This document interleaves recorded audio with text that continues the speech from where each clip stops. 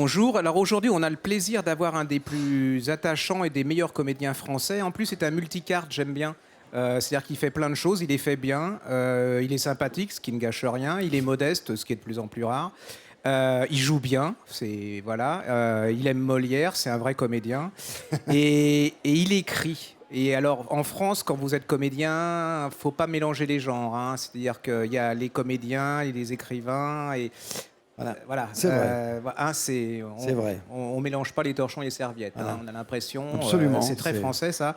Eh bien, à la grande surprise des méchants, il a du talent. C'est ça que, hein. Et les oui, gens ça- ont su le reconnaître en plus, hein. Oui, c'est ça qui est formidable. Alors, si vous n'avez pas lu Francis Perrin, allez-y parce qu'il allie le côté. Vous allez apprendre plein de choses. Parce que moi, j'ai appris plein de choses, je ne savais pas. Et puis, vous allez passer un bon moment parce qu'il écrit bien. Il a un art de raconter, c'est un conteur, donc ça tient au théâtre, je pense aussi, parce que Oui, vous avez je une façon de mettre en scène les personnages. C'est ça. C'est ça. C'est comme ça en que fait, quand vous j'écris, écrivez, vous écrivez une pièce de théâtre, mais Oui. qui est un roman. Oui, Enfin, voilà. C'est ça. Oui, c'est ça. D'accord. La construction est comme ça. Ça vous a pris quand d'écrire? Depuis tout petit, hein, j'ai commencé très très petit à écrire à l'école et même mes copains demandaient la suite. Ah, Parce oui. que j'écrivais, j'étais passionné par Alexandre Dumas, donc j'écrivais un peu dans le style. Je me souviens de mon premier roman que j'écrivais, j'étais en classe de 5e, c'était Les Diables à 4. Ah ouais. C'était ouais. inspiré bien sûr par les Trois Mousquetaires. Et donc ils me demandaient, enfin tous mes copains, alors la suite. Attendez, il faut que je l'écrive. Voilà. Mais Donc, vous avez fait le grand saut quand? Parce qu'entre écrire à l'école après, et j'ai- être édité. ouais, après j'ai plus. Je crois que j'étais très. J'avais pas le temps d'écrire parce Ouais, qu'il c'est faut ça. du temps. Et puis je m'y suis mis. C'était la rencontre avec un éditeur qui s'appelait Jean-Paul Bertrand. Ah oui, absolument. Et qui m'a dit, mais ce que tu racontes là, parce qu'on on se voyait, puis je racontais des personnages, des histoires, il dit, il faut écrire. Je dis oui, mais bon, j'ai pas le temps, et puis j'ai pris le temps, et puis ça Alors, a il écrit fonctionné. je le disais tout à l'heure, j'ai l'impression que vous êtes passionné. Alors, déjà par des personnages hors normes. Oui, Et puis, alors, je sais pas si on peut appeler ça des fous, parce que, en fait, je sais pas ce que c'est Bon, qu'un ils sont normal bien. et pas un fou, mais. ils sont bien givrés Ils tout de même. oui, ils sont pas mal, hein, je veux dire. Ils sont bien je veux givrés. dire, ouais, alors, bon, il y a le bouffon des rois, hein, Triboulet. Comment vous avez pourquoi Triboulet? Là, ça me fascine. Moi, je sais pas, j'arrive pas à comprendre comment les gens choisissent leur héros. Bon, j'avais écrit sur Molière, ce qui était Ouais, normal. ça, Bon, ouais, ça, Molière, chef de troupe, bon, j'avais raconté.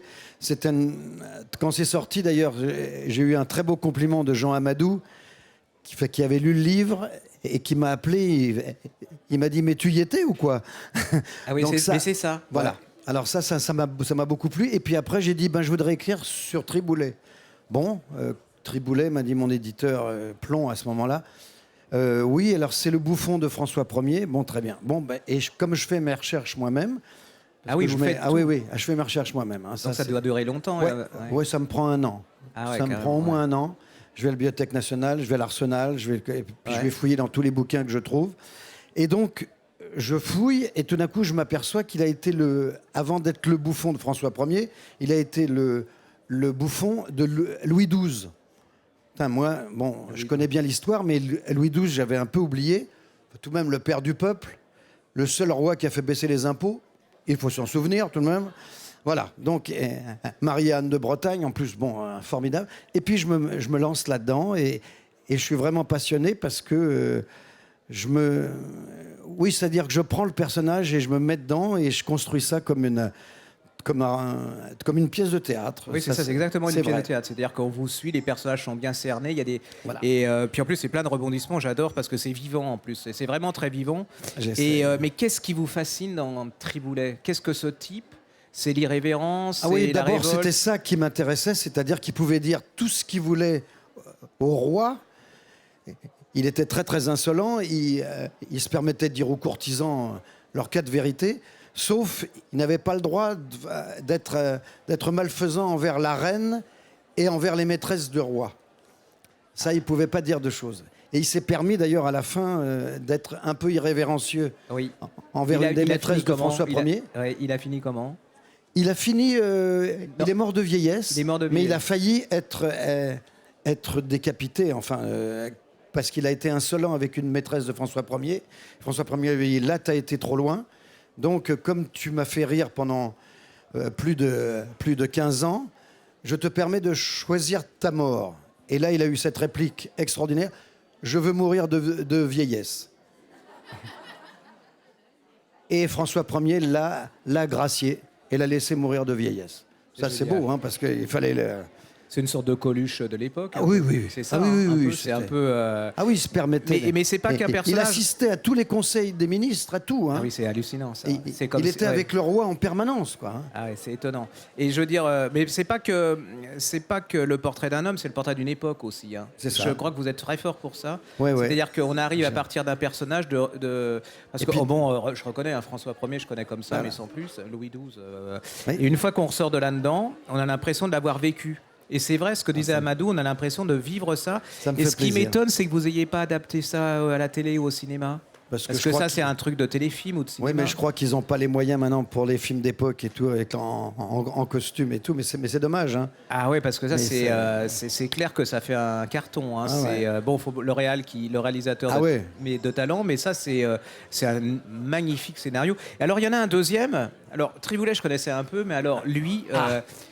comment il s'appelait? Charles Hippolyte de la Bussière. Alors là, je me demandais si vous l'aviez pas inventé, ça. Non, non, non. C'est un comédien qui a existé pendant la Révolution, qui était un comédien de second rôle et qui a réussi. Bon, il a eu une enfance de dingue aussi. Hein. Ouais. Oui, c'était un farceur. Clair. Donc il faisait des des farces. Il faisait des farces en permanence Et ce comédien a donc vécu la Révolution, la Terreur, etc. Et il a réussi à se faire engager, parce qu'il avait une belle écriture, au comité de salut public, donc avec Robespierre. Et ça, c'est génial, il passait entre ses mains les dossiers de condamnation des gens qui allaient partir à la guillotine, Fouquier-Tinville, allez hop. Et donc il a vu passer les dossiers des comédiens de la Comédie Française. Et il s'est dit, merde, on ne va pas les envoyer à la guerre. Donc il a pris les actes d'accusation, il les a trempés dans un seau, donc pour en faire des boulettes, donc qui sortaient de ses poches pour ne pas se faire prendre, parce que s'il s'était fait prendre... Et donc il a sauvé plus de 1100 personnes, dont Joséphine de Beauharnay, d'ailleurs. Oui, aussi. Puis le type, alors, il joue quand même là, il joue devant le marquis de Sade. Ah oui, oui, il joue. Oui, parce qu'il a terminé dans un asile de fous, à Charenton. Et le marquis de Sade dit, tiens, mais ce mec-là qui raconte cette histoire-là, il faut qu'il la raconte. Et c'est le premier one-man show on dirait, de l'histoire, quoi. Ah ouais, c'est vraiment... Puis alors, c'est pareil, hein, c'est un personnage... Bon, alors là, vous allez découvrir un personnage, vous allez découvrir quelqu'un complètement inconnu. Mais franchement, je pensais que c'était... Je me suis dit, il a super bien inventé le truc. Non, il a une plaque qui est dans le foyer des comédiens français à la Comédie Française, en hommage à la Bussière, donc qui a sauvé un tel de la guillotine. Alors là, vous allez croiser des gens charmants comme Charlotte Corday, Robespierre, des gens... Oui. Il y a Danton, hein, il y a... Donc, moi, je peux que vous conseiller... Vous en avez un autre en préparation là, j'écris sur une gouvernante d'un patron de presse de l'entre-deux-guerres. Oui, ça risque encore d'être pas piqué des verres encore. Oui, d'accord. Okay, on va s'amuser encore. Je pense. Donc, je vous remercie d'être venu. Et puis, je vous conseille, franchement, c'est des petits bouquins de poche, c'est pas cher. Vous allez passer un moment génial. Franchement, vous allez apprendre plein de choses. Et puis, vous allez au théâtre pour 8 €. Alors, on peut pas faire moins cher. Et vous avez un style super bien fichu, agréable, lumineux. On ne peut pas faire mieux. Voilà, merci beaucoup. Merci beaucoup. Merci.